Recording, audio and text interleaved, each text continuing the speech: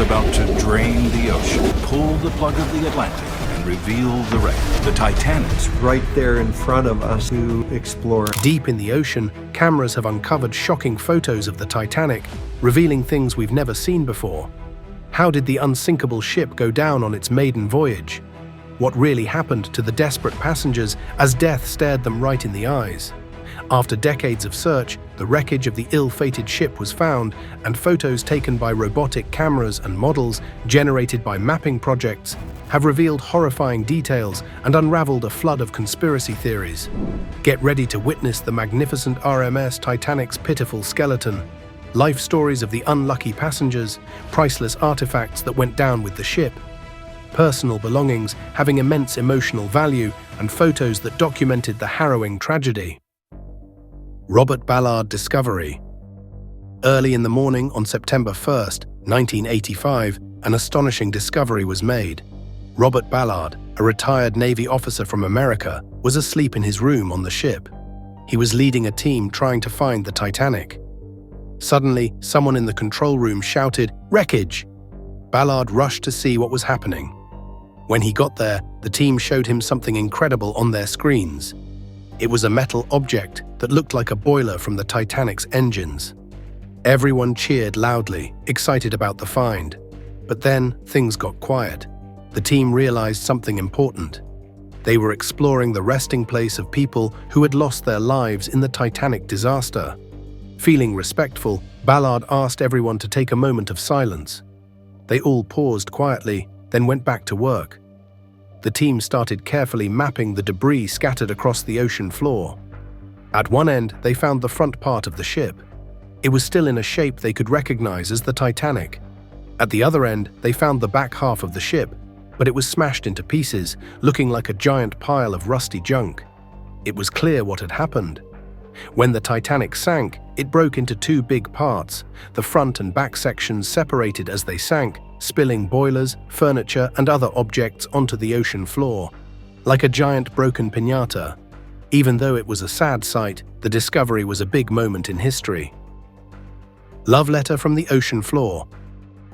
Richard Geddes, like many other ship stewards who left their families to work at sea, wrote affectionate letters to his wife. However, Geddes was one of the RMS Titanic's 1,500 passengers. The newly unearthed letter describes a close-call collision between the Titanic and a smaller ship just after its departure from Southampton, England, and will be auctioned this week. The seaman's letter was written on Titanic paper, issued on board the ship, and is still in its original White Star Line envelope. On April 10, 1912, just a day after the Titanic left port, Geddes wrote to his wife about a near collision with the SS City of New York. The suction from the propellers of the Titanic caused the City of New York's ropes to snap, releasing it aloft and nearly causing a major collision between the ship. Addressing the letter to my dearest Sal, Geddes wrote of the near hit. "We got away yesterday after a lot of trouble. I could see visions of Belfast. It must have been a trying time for the captain." The wheel's stanchion.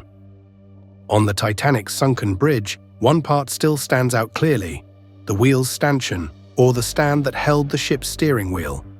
While the rest of the area is in ruins, this piece has stayed upright, almost like it's frozen in time.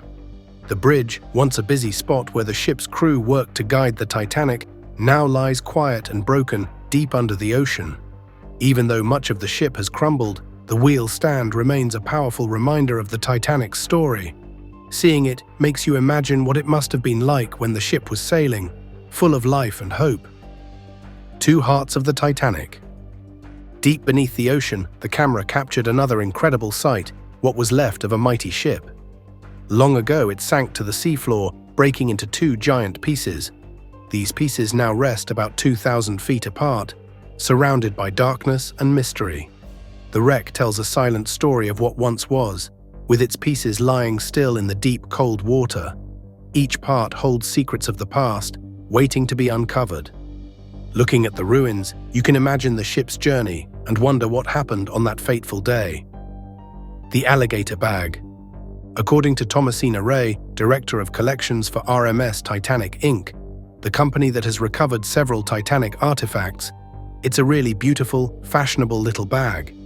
The US corporation owns the salvage rights to the ship and has recovered 5,500 items from the crash site over the years, some of which are on exhibit around the world. The bag is made of alligator skin that has spent decades in the depths of the North Atlantic. The fragile belongings inside have also been preserved, providing facts about the life of its owner, a third-class passenger named Marion Meanwell. She was a 63-year-old milliner, Thomasina explains, and she was traveling to the US to be with her daughter who was recently widowed. Among the mementos inside was a faded portrait of Marion Meanwell's mother. There were also papers she needed for her new life in America, such as a handwritten reference letter from her former landlord in London. It begins, "We have always found Miss Meanwell to be a good tenant, prompt with payment." Her medical inspection card was also inside, since all third-class passengers were required to confirm they were not carrying sickness into the United States. But this water-stained document shows a sad turn of events. Marion Meanwell was scheduled on the Majestic, another White Star Line ship. But it did not sail, therefore Majestic is crossed out on the card, and her passage says that she was transported to the Titanic, where she died along with 1,500 other people. Lifeboat Windlass. After exploring the Titanic's grand deck, we focus on a lifeboat windlass, a tool once used to lower lifeboats in an emergency. Now it's covered in rusticles, strange drippy formations caused by tiny bacteria. These bacteria slowly eat the ship's iron and leave behind these delicate, rust-covered shapes. Over time, the windlass, once a strong and important part of the ship, has become fragile and worn. The rusticles are a reminder of how nature is quietly reclaiming the Titanic, piece by piece. It's amazing to think how something so small can slowly break down something so big and powerful. First-class menu. On the day the Titanic sank, first-class passengers received a special menu with fancy meals to choose from. It seemed like a normal day for them, enjoying delicious food and luxury, but soon the ship would face a terrible disaster. A crew member named Samuel Hemming had an important job. He was given a set of keys to unlock the door where the lifeboat lanterns were stored. The captain ordered him to make sure that all 15 lifeboats had oil lamps ready to light the way in case of an emergency. Samuel worked quickly, unlocking the door and preparing the lanterns. Soon after, the Titanic hit an iceberg and started sinking. The lifeboats, with their lanterns ready, became very important. Samuel and the rest of the crew did their best to help the passengers and get them to safety. The menu, once a symbol of wealth and comfort, was soon forgotten in the chaos. Samuel's keys became a reminder of the crew's effort to save lives. Sets of breakfast dishes. In '87, an expedition found sets of breakfast dishes from the Titanic deep underwater. These dishes were in the exact spots where they had been left, still looking like they did when the ship sank. The dishes, which were once used by the passengers on board, are now a part of history, showing what life was like before the Titanic went down. The discovery helped people learn more about the ship and the people who were on it during its tragic journey. Cutlery class divide. Life on board was different for the social classes, right down to the cups and plates they drank and ate from. A white third-class mug is basic and durable, with a brilliant red White Star logo. A second-class plate has a nice blue flower arrangement and looks a little better. However, a first-class dinner plate is composed of more delicate china. It features gold trim and, under the light, reveals an exquisite garland pattern. That pattern would have been colored, but because it was colored over the glaze, it was able to wash away. The wealthy first-class guests had silver service for their meals, but third-class passengers had a different experience. Third-class passengers would have probably handled the china themselves. It was definitely meant to be much more stable and much more roughly handled than the other china. A spare anchor. A spare anchor is resting in its place on the front part of the shipwrecked Titanic. This anchor was meant to be used in case the ship needed to stop or stay in one place. But sadly, the Titanic sank before it could be used. Now the anchor is just there, sitting in the spot where it was stored. The ship, once so grand and full of life, now lies broken at the bottom of the ocean. The anchor, which was once ready to help the ship, is now a quiet reminder of the Titanic's tragic end.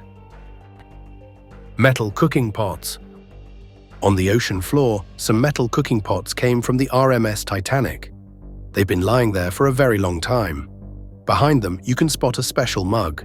This mug was once used on the ship, and it has a design from the White Star Line, the company that owned the Titanic. Both the pots and the mug are part of the debris left behind when the ship sank. It's like a frozen moment in time, showing little pieces of history from that tragic day. First class room. In 1991, people took a picture of a first-class room on the Titanic. The room was very rusty, and its two windows were open. But the Titanic isn't just falling apart because it's old. People are making things worse. Tourists and scientists who visit the underwater site are accidentally causing more damage. Every time they go near it, they disturb the wreck, making it break down even faster. Rivets from Titanic. The Titanic collided with an iceberg while on her first journey from Southampton to the United States.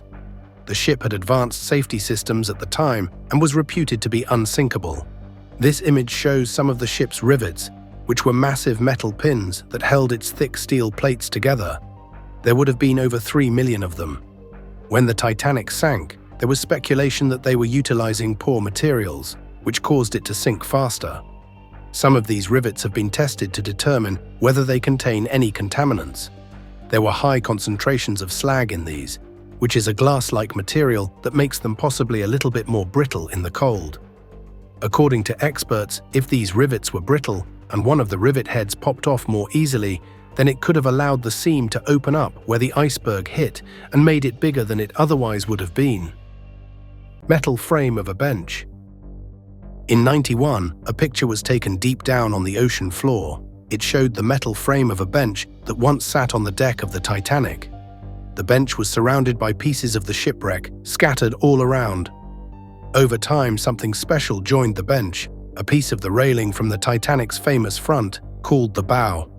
These pieces remind us of the grand ship that sank long ago. Stern of the Titanic. The back part of the Titanic, called the stern, is broken and lying deep on the ocean floor. It's stuck in the sand, and you can even see two of its propeller blades sticking out from the dark water. This part is about 1,970 feet away from the front part of the ship, called the bow, which is more famous and often photographed. To make a clear picture of the stern, explorers took 300 super detailed photos during a trip in 2010. They combined all these pictures to create one big image, like a giant puzzle showing exactly how the stern looks now. Titanic's giant engine. The stern isn't just stuck in the sand, it also shows us a lot about how the Titanic was built and what's left of it. For example, here are two of Titanic's giant engines that still can be seen clearly. These engines are part of the stern, which is broken open like a big cross-section, almost like someone cut it in half to show what's inside. The engines are covered in strange orange icicle-like shapes called rusticles. These form because tiny bacteria eat the iron in the ship and leave behind these rusty formations. These engines are huge, about as tall as a 4-story building. Back when the Titanic was new, they gave power to the ship, which was the largest moving thing ever made by people at the time. Now, they are just a quiet reminder of how amazing the ship once was. A lost pocket watch. This picture shows a man's pocket watch that was found on the Titanic. The watch had a shiny silver case and might have been set to New York time. It was ready for when the ship would safely reach its destination. Boots of William Henry. Here are the boots that once belonged to William Henry Allen. He was a 35-year-old toolmaker traveling on the Titanic. These boots were inside his leather suitcase. William was one of the many third-class passengers on the ship. Sadly, he didn't survive the Titanic's sinking. Porthole of the Titanic. Here's a porthole from the Titanic. A pothole is like a small window on a ship. This one is just one of over 5,500 things found on the ocean floor where the Titanic sank. When the Titanic hit the seabed, its steel walls bent and moved. This caused some of the strong portholes to pop out. It's amazing how these pieces survived underwater for so long. Rusted remains of Titanic's first-class promenade. Here we can see the lights from a small submarine shining through the rusted remains of the Titanic's first-class promenade.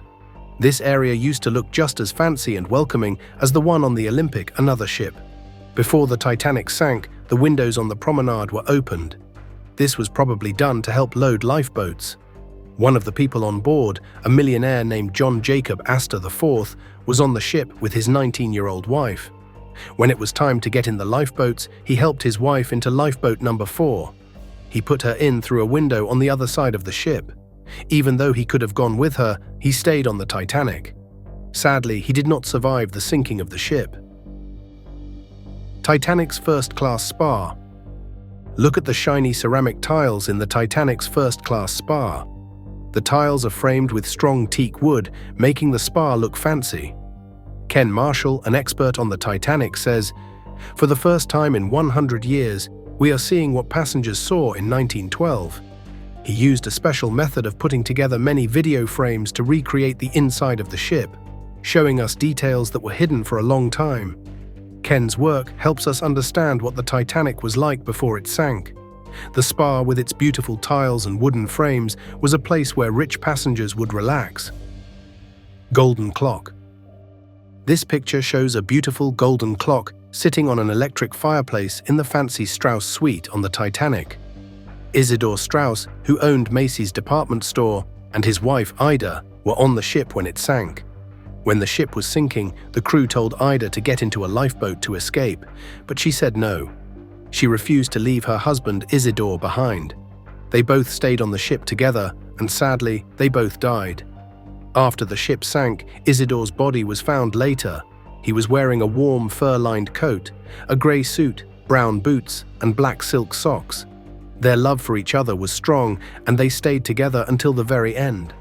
The golden clock in the picture is a reminder of their time together in the Strauss suite, a beautiful part of the ship that was lost when it sank. Starboard propeller. This picture shows a part of the Titanic. It's the starboard propeller, which is on the right side of the ship.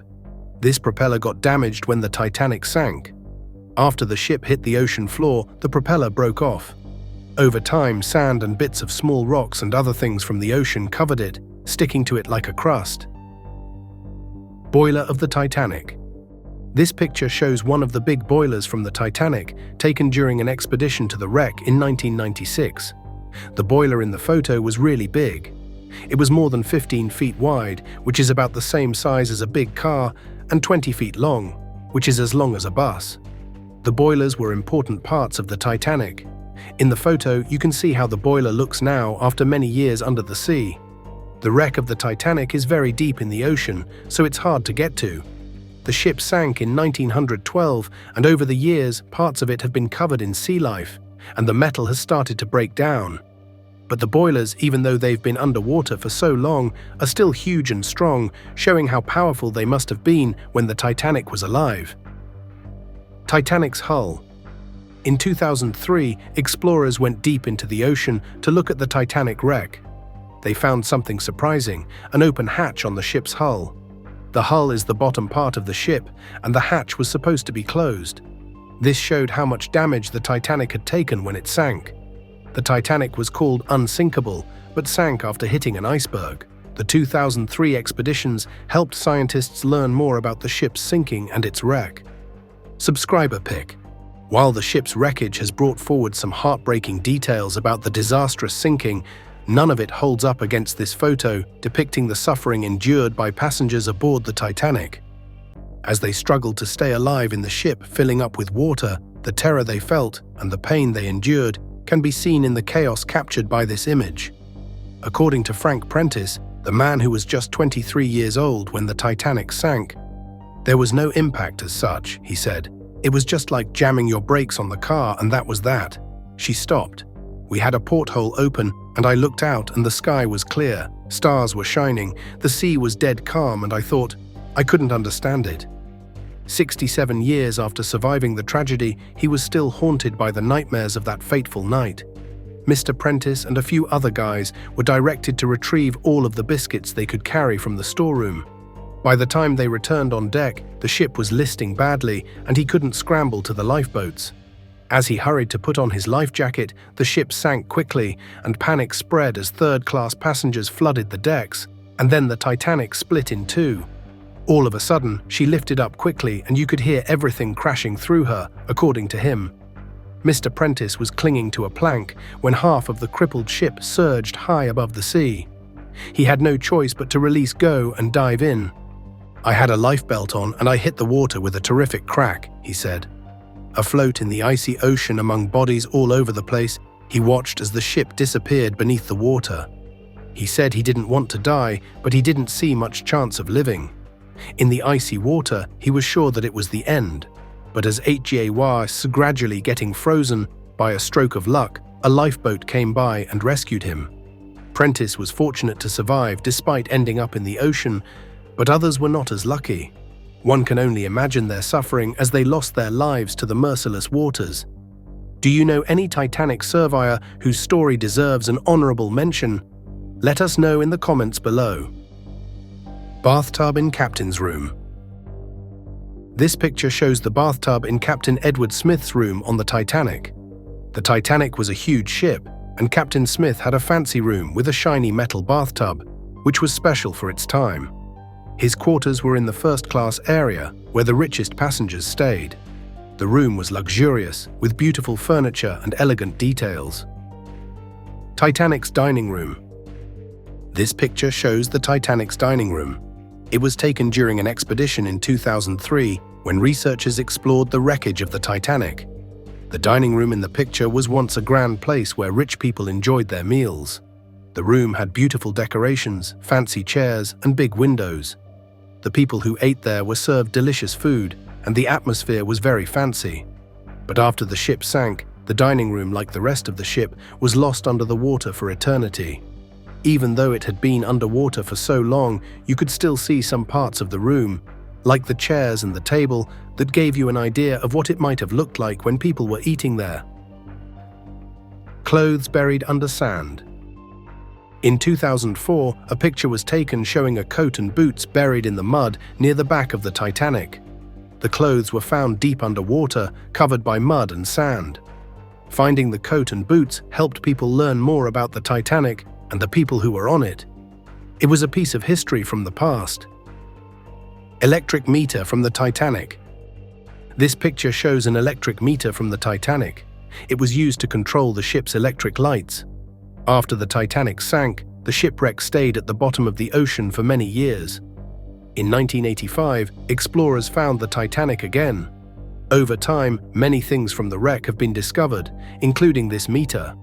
It helps us understand how the ship worked. Finding items like this helps us learn about the past and how technology was used long ago. Lady's shoe. This picture shows a lady's shoe from the Titanic.